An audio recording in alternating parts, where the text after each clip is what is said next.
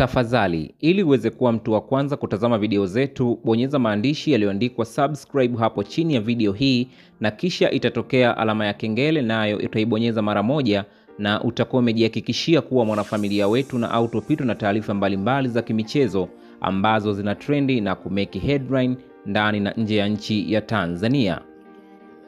Miongoni mwa top story kwa sasa ambayo inazungumzwa zaidi ni kuhusiana na viongozi wa TFF lakini pia viongozi wa bodi ya ligi mara baada ya kuanza kuandika barua za kuweza kujiuzuru kutokana na shinikizo la klabu ya Young Africa ambalo ililitoa kwa kudai kwamba haikuwa na imani na bodi ya ligi lakini pia mwenyekiti wa bodi ya ligi. Sasa kupitia mitandao ya kijamii siku ya jana tumeshuhudia kupitia ukurasa wa TFF ikidai kwamba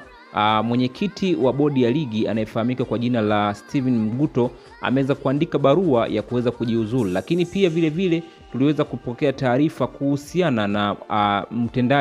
mkurugenzi mtendaji mkuu au CEO wa bodi ya ligi anayefahamika kwa jina la Almas Kasongo kuweza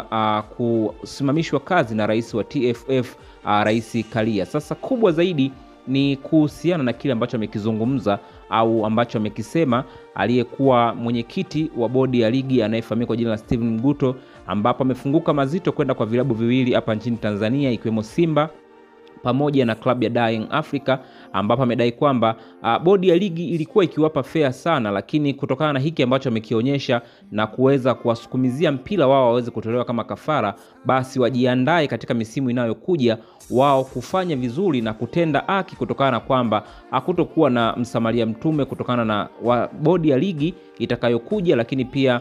viongozi watakaokuja watasimamia haki, na pale timu itakapoweza kuteleza au kufanya makosa basi haitosikilizwa na itaadhibiwa kulingana na kanuni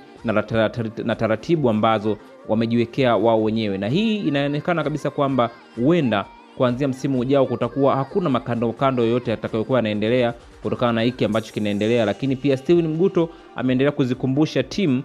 ambazo zinashiriki katika ligi kuu kufuata kanuni na taratibu ili kuweza kuepuka migogoro ambayo imekuwa ikitokeza mara kwa mara baina ya viongozi wa ligi lakini pia viongozi wa timu zao ambazo wamekuwa wakiziongoza. Wewe kama shabiki unalipi la kuzungumza kutokana na hiki ambacho amekisema Steven Mguto kwenda kwa vilabu vikubwa hivi hapa nchini Tanzania, Simba na Yanga, akivisii kwamba yeye leo hii ametolewa kafara, lakini